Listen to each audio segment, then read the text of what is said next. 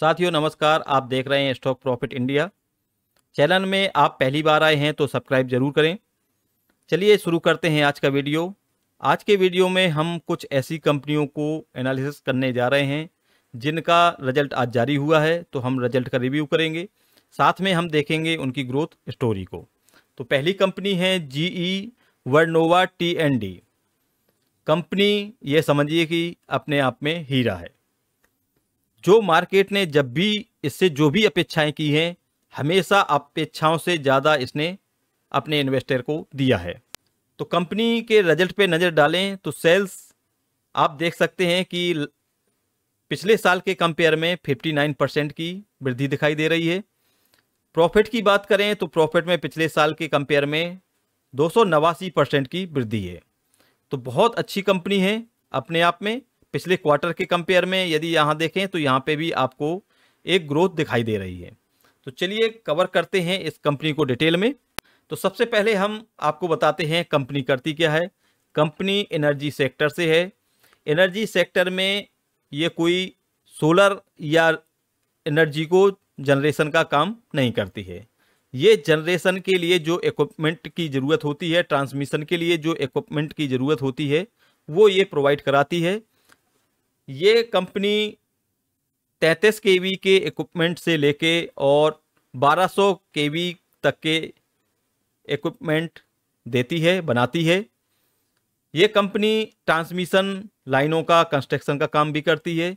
ये sub station के automation का भी काम करती है। इसके आपको कंट्रोल पैनल मिल जाएंगे, इसके आपको सर्किट ब्रेकर मिल जाएंगे। तो ये इस प्रकार के काम करते हैं जो कि बहुत एनर्जी के सेक्टर में ज़रूरत होती है।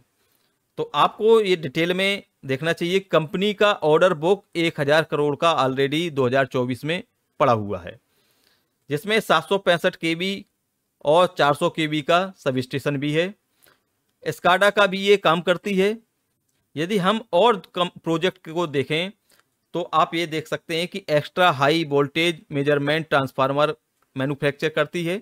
इनके कुछ और चीज़ों को देखें, क्लाइंट के देखने की कोशिश करें तो आप देख सकते हैं कि इनके जो मेन क्लाइंट हैं power grid of corporation, Orissa power transmission, Kerala state electricity, Jharkhand Urja Sancharan Nigam, West Bengal state electricity transmission, Doosan power system, Delhi Transco system, Tata power Delhi distribution limited and मोर।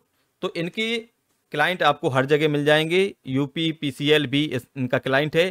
इनके यूपी पीसीएल में भी इक्विपमेंट आपको मिल जाएंगे।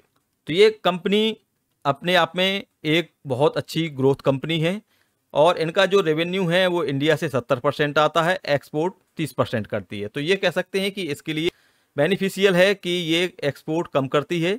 एक्सपोर्ट से इसका केवल 30% आता है। तो इस कंपनी की डिमांड इंडिया में लगातार बनी हुई है, जिसके कारण इसकी हम आपको ग्रोथ स्टोरी आगे बताएंगे। तो कंपनी के बारे में आपने जाना, कंपनी काम क्या करती है, किस इंडस्ट्री से आती है। अब देखते हैं कंपनी के फंडामेंटल को। मार्केट कैप है इनका 43,000 करोड़ का। स्टॉक की पी है 109 की, इंडस्ट्री पी है 61 की। तो यदि हम देखें तो इस कंपनी की ग्रोथ स्टोरी को देखें तो इसकी जो पी चल रही है वो पी हम ये कहेंगे कि वास्तव में अभी अंडर वैल्यू ही कही जाएगी। आप इंडस्ट्री पी को हटा दें तो ये कंपनी अभी भी महंगी नहीं है। आरओसी की बात करें 23% का है, आरओई की बात करें 15% का है। तो ये एक अच्छा जोन दिखाई दे रहा है। कंपनी के ऊपर डेप्ट निल है, लगभग जीरो मान के चलें, 0.03% है। कंपनी की कोई होल्डिंग प्लेज नहीं है। अब हम देखते हैं इनकी साल दर साल इनकी कहानी को। तो सबसे पहले चलते हैं इनके क्वार्टरली रिजल्ट पे। तो आप क्वार्टरली रिजल्ट में जाएं तो आपको यहाँ पे एक सधा हुआ रेवेन्यू दिखाई देता है। लगभग 700 से ये बढ़ के इस समय 1100 करोड़ के आसपास पहुँच चुकी है। इनकी मार्जिन की बात करें तो मार्जिन में इन्होंने जो सबसे अच्छा सुधार किया है, इस वजह से इनको ये प्राइस आज मिला हुआ है। जहां कंपनी पहले इनके ओपीएम माइनस में हुआ करते थे, आज ये अपने ओपीएम को 18-19% तक ले गए हैं। तो वो चीज़ यहाँ पे दिखाई दे रही है। वही चीज़ आपको प्रॉफिट में भी दिखाई देगी। यहाँ पे इनका -15 करोड़ था जो कि 28 करोड़ होता है। फिर 37 करोड़ होता है, 49 करोड़ होता है, 66 करोड़ होता है, 135 करोड़ होता है, 145। तो आप देख सकते हैं कि लगातार यहाँ पे 3 3 6 क्वार्टर से लगातार कंपनी ग्रोथ शो कर रही है। तो शेयर होल्डिंग में आप देख सकते हैं कि यहाँ पे लास्ट क्वार्टर में प्रमोटर ने स्टेक सेल किया है और सेल भी काफ़ी बड़ी मात्रा में किया है। कंपनी का स्टेक था 75%, 75% से आ गई है 59% में। तो हम ये मान के चलें कि यहाँ पे 15% से ऊपर का स्टेक सेल किया है। तो हम देखते हैं कि वो स्टेक खरीदा किसने है। तो यहाँ पे आप देख सकते हैं कि पहले एफआई का स्टेक यहाँ पे 2.04% था, जो कि बढ़ के 6.82% हो गया। तो 4% से ऊपर स्टेक एफआई ने खरीदा है। डीआई की बात करें तो डीआई का लगभग 15% था, जो कि 25% से ऊपर हो गया है। तो 10% से ज़्यादा की खरीदारी यहाँ पे डीआई ने की है।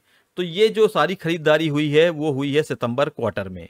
तो सितंबर क्वार्टर को हम कंपेयर करेंगे इस क्वार्टर से कि उस क्वार्टर में प्राइस क्या चल रहा था और आज के समय पे प्राइस क्या है। यदि वही प्राइस आज भी है तो ये मान के चलना हमारा उचित होगा कि यहाँ पे इन्वेस्टिंग का हमारे पास मौका माना जा सकता है। तो चलिए देखते हैं हम इसको टेक्निकल। तो आप ये देख सकते हैं कि ये कंपनी फरवरी 2030 में 100 रुपये से नीचे का ट्रेड कर रही थी। इसकी वैल्यू थी 80 रुपये। तो फरवरी 23 से और 24 यानी अभी 2 साल पूरे नहीं हुए हैं और कंपनी का प्राइस स्टॉक का प्राइस पहुंच चुका है 1700 से ऊपर। ये लगभग 2000 के आसपास का हाई लगा के आई है। तो आप देख सकते हैं चार्ट आपके सामने है और इसका हाई है 1969 रुपये। तो 80 रुपये की कंपनी 2 साल में 2000 पहुंचती है। तो आप यहाँ पे कैलकुलेशन कर सकते हैं कि कितने % इसमें ग्रोथ मिली है। तो ये कहानी है इस स्टॉक की, इसलिए हमने इसको डिटेल में कवर किया है। अब देखते हैं कि क्या हमें यहाँ पे वो चीज़ है जिस चीज़ की हमें ज़रूरत है, यानी वो लेवल की। तो लेवल के लिए हम चलते हैं, सबसे पहले इसको वनडे कैंडल में करते हैं और देखते हैं कि क्या चीज़ नज़र आती है।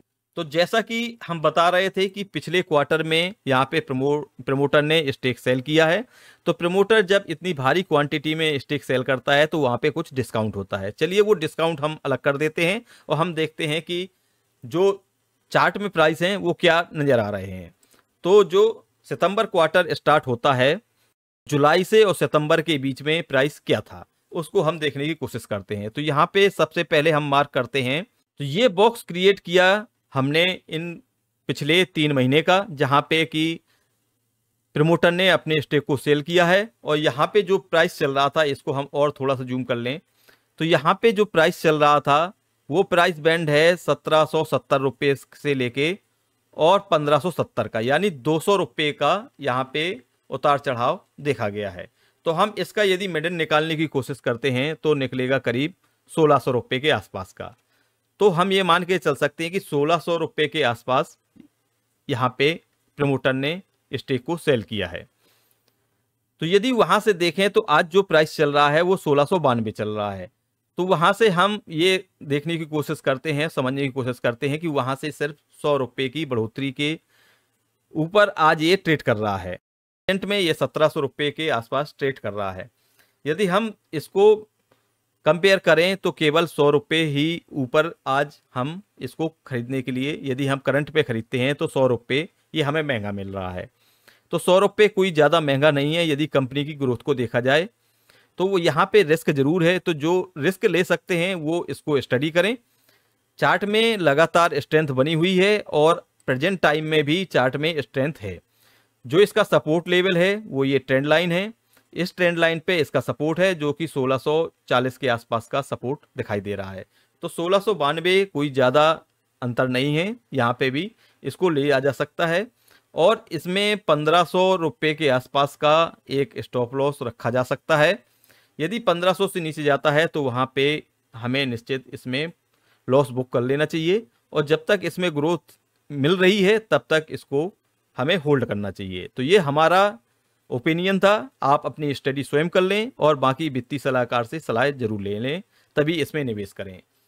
तो ये इसकी ग्रोथ कहानी सारी चीज़ हमने बताने की कोशिश की। मिलते हैं नए वीडियो में। नई इन्फॉर्मेशन के साथ, जिसमें हम और ऐसी कंपनियों का रिजल्ट का रिव्यू करेंगे जिनके आज रिजल्ट जारी हुए हैं। तब तक के लिए बाय बाय, टेक केयर।